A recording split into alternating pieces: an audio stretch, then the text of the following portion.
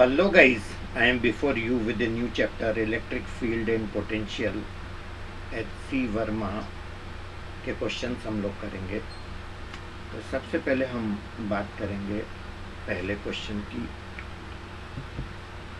Find the dimensional formula of epsilon zero.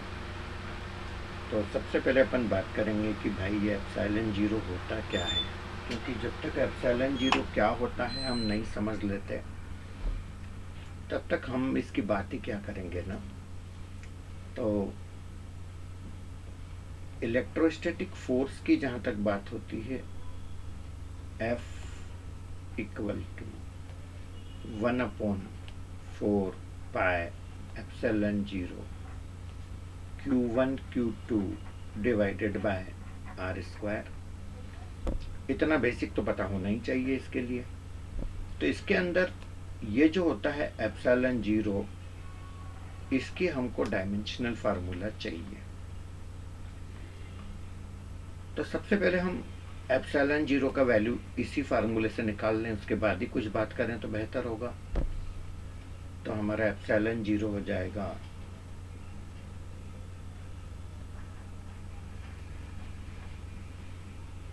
इसको मैंने इस तरफ ले लिया तो मेरा F इधर नीचे चला जाएगा 1/4 into Q1 Q2 divided bye FR square.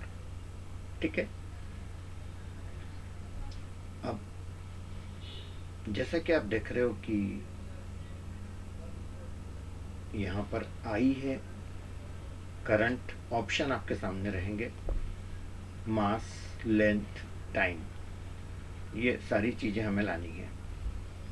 और ये तो कांस्टेंट है 4π, तो इसका तो कोई लोड लेने की ज़रूरत नहीं है। अब Q क्या होता है? चार्ज। लेकिन हम अच्छी तरह से जानते हैं कि करंट जो I होता है वो होता है charge upon time, charge per unit time. तो इस फार्मूले से हमारा जो Q है वो हो जाएगा IT। I मतलब करंट, T मतलब टाइम। तो ये मेरा हो जाएगा epsilon zero equal to, constant का कोई डायमेंशनल फार्मूले में रोल रहता नहीं है, तो चार्ज को लिख सकते हैं IT, अगेन IT। फोर्स का यूनिट होता है MLT-2। नहीं भी याद हो तो निकाल लो। फोर्स इक्वल टू क्या होगा? Velocity mass into acceleration. Acceleration क्या होता है? Velocity upon time. वेलोसिटी क्या होता है? Distance upon time divided by time. तो ये फाइनली MLT-2, क्योंकि ये T भी नीचे आएगा, ऊपर जाने के बाद ऐसा बन जाएगा। R यानी लेंथ है, तो लेंथ का स्क्वायर। अब आप खुद ही सोचो, I 2 आ रहे हैं तो I स्क्वायर हो गया, M को ऊपर ले जाएंगे तो M पावर -1 हो जाएगा, और L और L स्क्वायर, L क्यूब ऊपर जाएगा तो L पावर -3 हो जाएगा, और T एक तो ये है, एक ये है 2, और ये -2 ऊपर जाएगा तो 4 हो जाएगा। ये मेरा फाइनल आंसर आ गया। तो आप जब भी रिवाइज करें H.C. वर्मा को, आपको इतनी फैसिलिटी है, आपने वीडियो ऑन करा और आप चाहते हो कि नहीं हम तो खुद इसको सॉल्व करें, तो आपका आंसर भी मैंने यहीं पे लिख रखा है, आप खुद से वेरीफाई कर लें, और आपसे नहीं बनता है तो आप वीडियो देख लें। ठीक है। सो बहुत अच्छे से और बहुत इजी वे में मैंने आपको ये बताया है। सेकंड क्वेश्चन की हम बात करते हैं। A charge of 1 coulomb is placed at the top of your college building and another equal charge at the top of your house. Take the separation between the two charges to be 2.0 kilometer. Find the force exerted by the charges on each other. How many times your weight is this force? तो सबसे पहले एक charge है 1 coulomb का, जो कि एक हमारे कॉलेज बिल्डिंग के टॉप पे है, दूसरा हमारे घर पे है 1 कूलम का चार्ज। हमें और तो कोई काम ही नहीं है, जैसे है ना कि 1 कूलम का चार्ज हमारे घर के ऊपर रखने जाएंगे हम। और कॉलेज बिल्डिंग के ऊपर भी 1 कूलम का चार्ज रखेंगे, ठीक है। एनीवे अच्छा, सेपरेशन कितना दे रखा, 2 किलोमीटर, तो 2 किलोमीटर का मतलब 2000 मीटर हो गया। अब हमारा जो फार्मूला है F equal to 1/4 pi epsilon 0 Q1 Q2 divided by R square.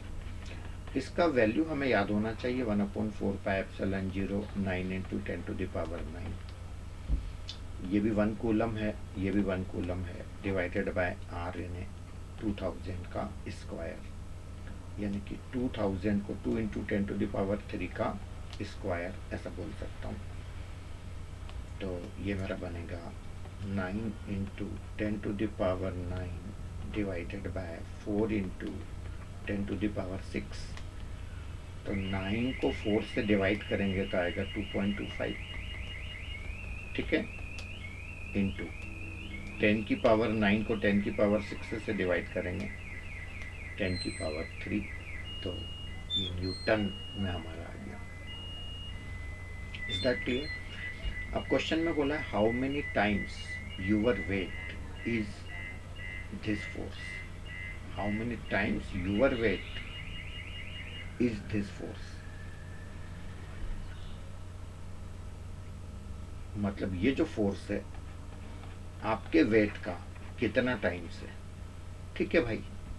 तो मैं के टाइम्स मान लेता हूँ ये फोर्स, तो ये फोर्स है मेरा 2.25 इंटू 10⁻3, और हमारे वेट का के टाइम्स है, वेट मतलब कितना, सपोज मेरा वेट है 60 kg, तो ये मेरा मास हो गया इंटू 9.8, तो अप्रोक्सीमेटली 10 ले लेते हैं इंटू के, यानी अल्टीमेटली मेरे को के का वैल्यू निकालना है। तो ये 600 मेरा 2 जीरो से, तो 2 जीरो हटा के ये 10⁻3 हटा दो, ठीक है। तो ये आ जाएगा 2.25 इंटू 10 यानी 22.5, और ये जो 6 है ये डिवाइड में ले लो, ये मेरा के आ जाएगा। सो के इक्वल टू आ गया 22.5 डिवाइडेड बाई 6, 22.5 डिवाइडेड बाई 6 तो आ जाएगा 3.75, यानी कि 3.75 टाइम्स हो जाएगा। Is that clear? That is the answer. तो बड़े आराम से ऐसे क्वेश्चन के आंसर हम दे सकते हैं। नेक्स्ट क्वेश्चन पर हम आते हैं, at what separation should 2 equal charges 1 coulomb each be placed so that the force between them equals the weight of a 50 kg person, ठीक है। दो चार्ज हैं, पहला चार्ज है 1 कूलम, दूसरा चार्ज भी 1 कूलम, कितना सेपरेशन पे रखना चाहिए, तो वो सेपरेशन में R मान लेता हूँ। तो फोर्स का फार्मूला 9 इंटू 10⁻9 हो जाएगा, इंटू 1 कूलम चार्ज है इक्वल तो 1 into 1 upon R square, separation हमें पता करना है। और ये फोर्स किसके बराबर होना चाहिए, equal to the weight of a 50 kg person. 50 kg person का वेट 50 इंटू 9.81 ले लेता हूँ, राउंड फिगर में 10 भी ले लोगे तो चलेगा, पर ठीक है 9.81 ले लेते हैं। तो ये आ जाएगा 9 into 10⁻9 divided by 50 into 9.81 is equal to R का स्क्वायर। आ रही बात समझ में?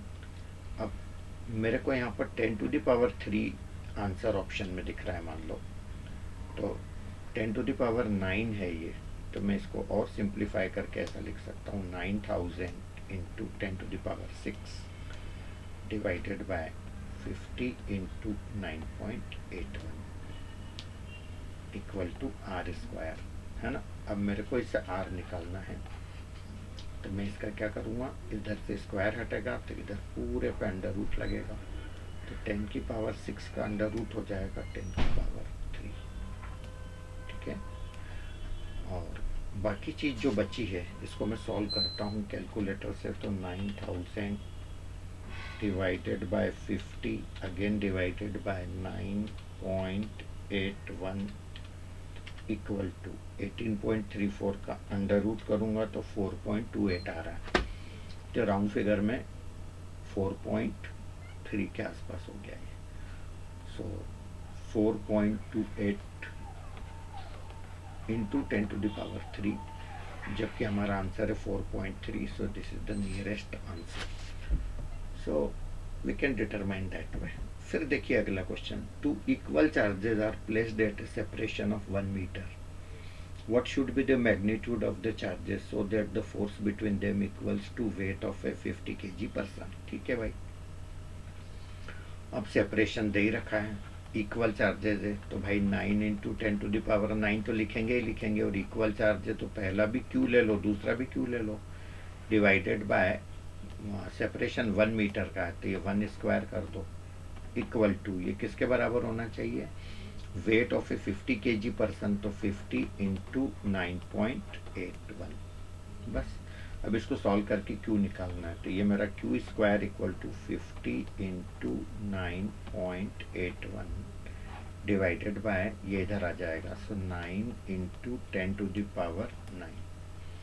आई होप मेरी बात समझ आई होगी। तो मैं इसको लिख रहा हूँ 50 इंटू 9.81 डिवाइडेड बाय 90 इंटू 10⁻8 चलेगा, तो ये हो जाएगा Q square equal to 50 into 9.81 divided by 90 into 10⁻8।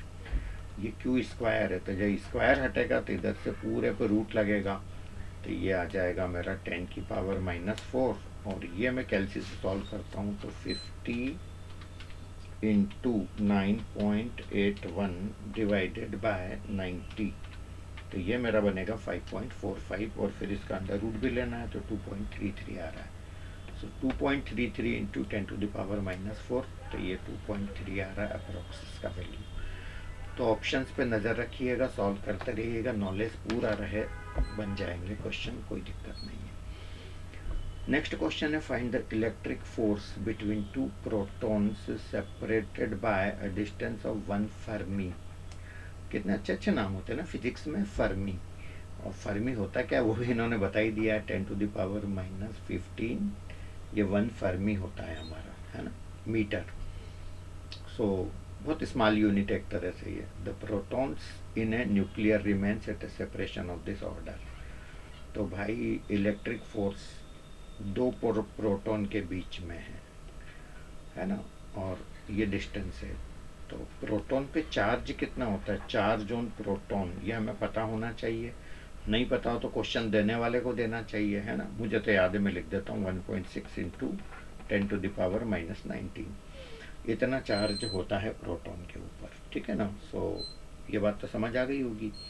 अब इलेक्ट्रिक फोर्स निकालना है, तो वही हमारा formula Q1 Q2 divided by R square, तो ये 9 इंटू 10⁻9 इंटू 1.6 इंटू 10⁻⁻19 का स्क्वायर कर देता हूँ, क्योंकि दोनों प्रोटॉन है ना, दोनों का चार्ज सेम होगा, डिवाइडेड बाय उनका सेपरेशन दे रखा 10⁻⁻15 मीटर, तो 10⁻⁻15 का स्क्वायर, तो ये मेरा बनेगा F equal to 9 into 10⁻9 into 1.6 का स्क्वायर करेंगे तो 2.56 आएगा, और ये आ जाएगा 10⁻38 इंटू 10⁻, ये नीचे -30 हो रहा है तो ऊपर आएगा तो +30 हो जाएगा, तो 30 और 9, 39 में से 38 गया तो एक 10 बचेगा, तो कुल मिला करके F equal to 9 into 2.56 into, बस अब बचा ही क्या, 10 बचा है ये, यानी कि F इक्वल टू 90 इंटू 2.56, यानी कि इसको सिंप्लीफाई करेंगे तो अप्रोक्सीमेटली 230 न्यूटन आता है। तो आई होप ये सारी बातें समझ आई होगी। तो बहुत इजी है, तो ये मैंने आज आपको 5 क्वेश्चन एक्सप्लेन किए हैं। सो आई होप आपको ये समझ आए होंगे, और नेक्स्ट जब भी वीडियो में अपलोड करूँगा तो उसमें नेक्स्ट क्वेश्चंस और भी अपलोड करता जाऊँगा। सो टेक केयर, अच्छे से पढ़ाई